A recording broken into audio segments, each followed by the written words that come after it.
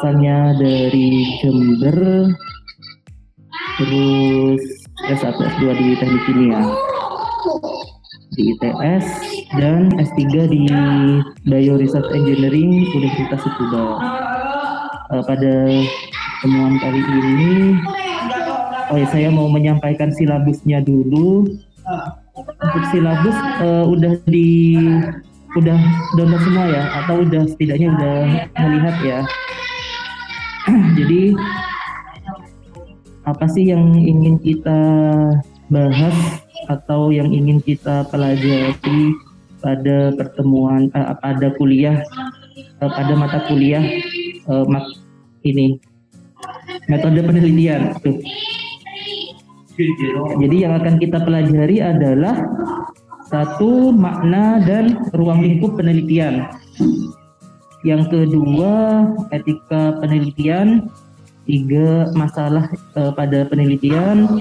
Terus yang keempat, variabel penelitian. Kelima, tinjauan pustaka. Ini hampir sama kayak itu ya, kayak kata tulis atau kayak isi dari skripsi ya. Variabel penelitian, terus perumusan masalah. Nomor 3, perumusan masalah. Variabel penelitian, tinjauan pustaka, subjek dan teknik pengolahan data, analisis data. Terus yang 8 itu pembuatan proposal, 9 pembuatan laporan dan presentasi. Nanti nomor 8 sama nomor 9 kita akan lebih banyak di prakteknya ya.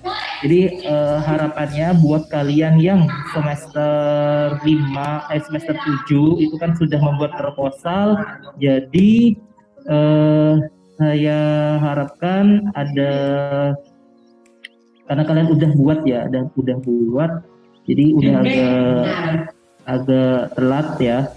Jadi saya harapkan kalian membuat proposal diperbaiki proposal skripsinya menjadi salah satu bentuk proposal penelitian yang lain. Terus membuat laporan dan presentasi ini mungkin nanti akan hampir sama dengan laporan dan proposal dari skripsi kalian, laporan atau presentasi dari skripsi kalian.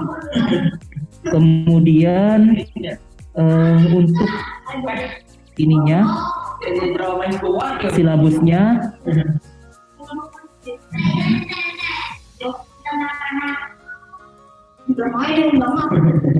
saya masih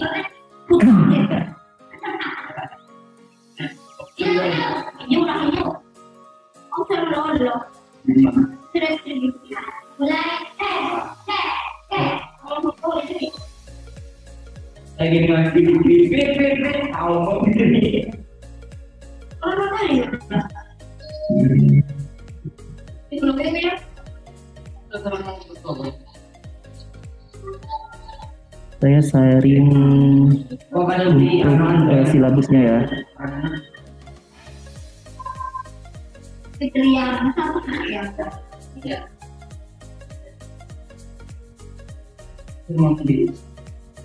Ini saya nanti nguji Syarifah, jadi pas waktu udah waktunya atau 5 menit sebelum waktunya bisa di ini ya, dikasih kode ya Syarifah ya. Baik Pak Ali. Nah, jadi ini salah satu silabusnya. Jadi ada deskripsi mata kuliahnya.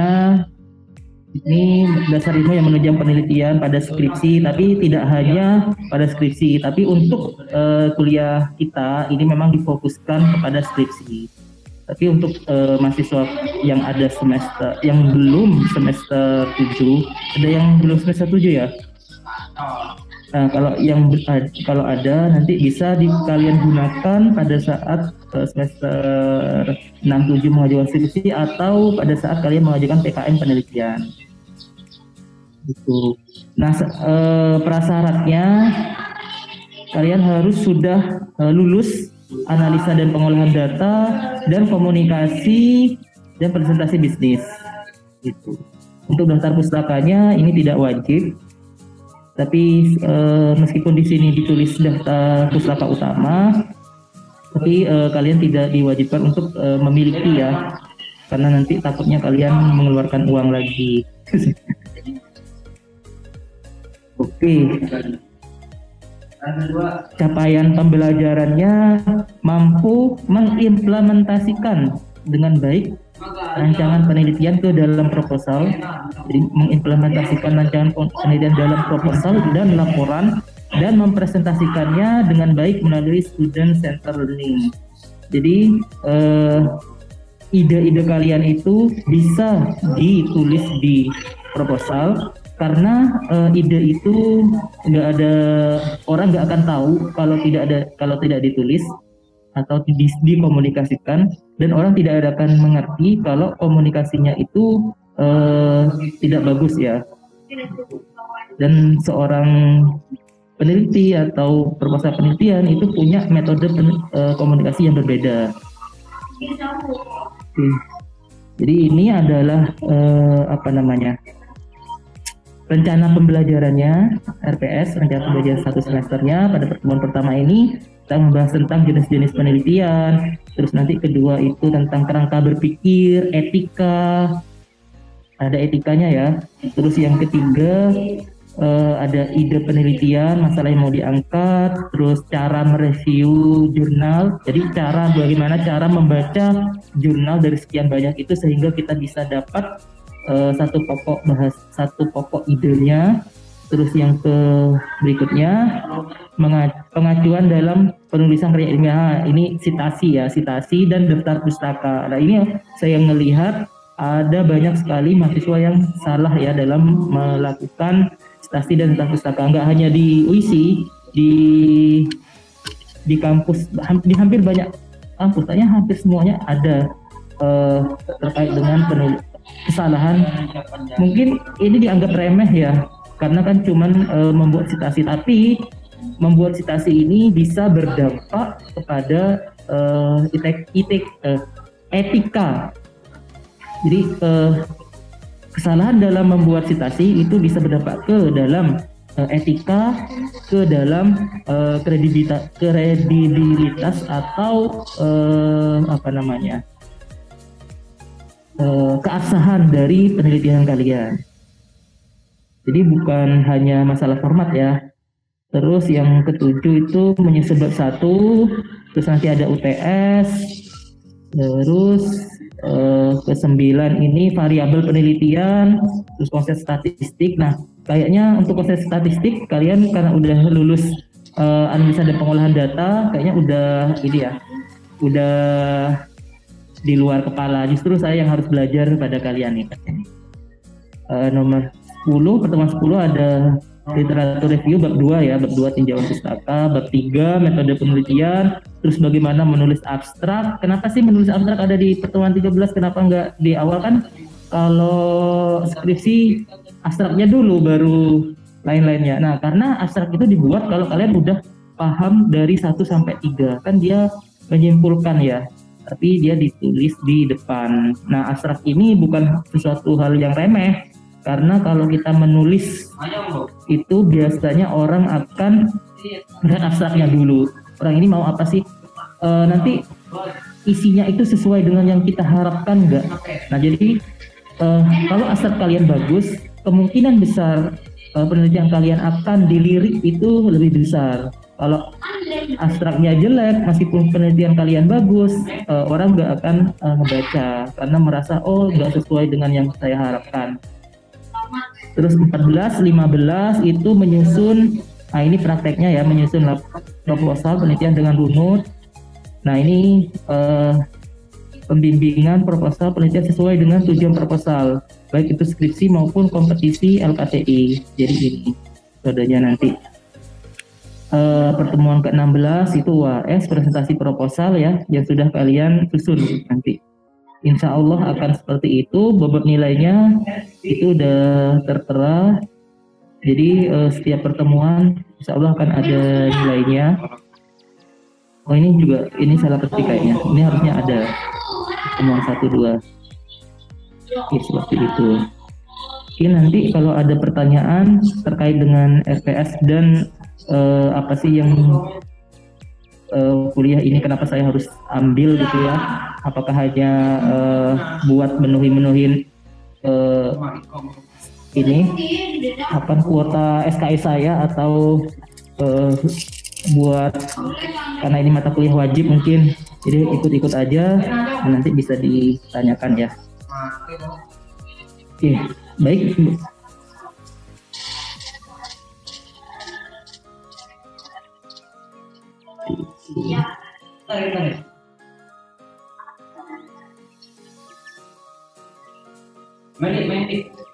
Nah, itu dari penelitian metode penelitian kita, mata kuliah metode penelitian yang kita ikuti seperti itu. Ini agak ribet ya saya ngomongnya, saya nggak terbiasa jadi MC soalnya. Oke, jadi apa sih yang saya harapkan dari kalian selama mata kuliah ini?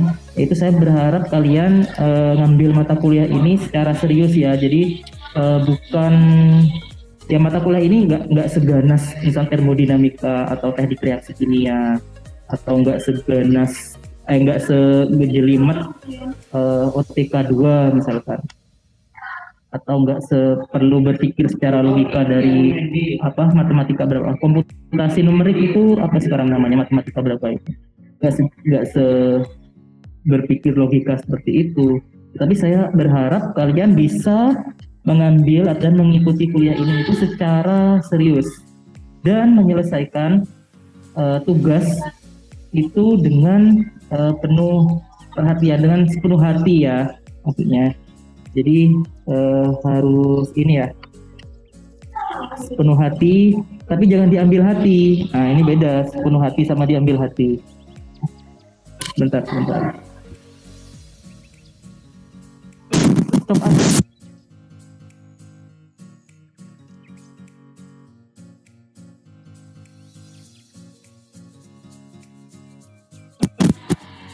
Nah, jadi harus terdengar ya suara saya ya. Jadi harus dengan penuh hati, tapi jangan diambil hati kalau ada kata-kata yang kurang enak didengar. Terus saya berharap kalian bisa mengkomunikasikan setiap ketidakpuasan dalam kuliah ini sehingga bisa diperbaiki gitu. Jadi jangan gosip ya, jangan ngegosip di luar. Kalian ngegosip ini harusnya seperti ini, tapi kalian nggak berani ngomong, jadi akhirnya ya nggak ada perubahan, tetap aja kaliannya marah-marah, nangka nggak enak, terus tapi nggak ada perubahan yang bisa dilakukan karena nggak ada yang tahu, bukan nggak ada yang tahu, si dosennya, si sayanya nggak tahu. Karena itu sebagai agent of change sih. Sebagai agent exchange, nah ini kalian bisa memulai dari hal kecil nih, memulai dari memberikan perubahan terhadap mata kuliah yang nggak enak. Yang kedua, nah ini hak dan kewajiban kalian ya. Jadi ini mungkin saya nggak nulis secara semuanya, tetapi apa yang terlintas dalam pikiran saya. Jadi kalian punya hak untuk mengungkapkan atau memberikan opini, berpartisipasi dalam diskusi dan bertanya, memberikan pertanyaan. Terus yang kedua, kalian punya hak untuk dikasih equal treatment, perilaku yang sama.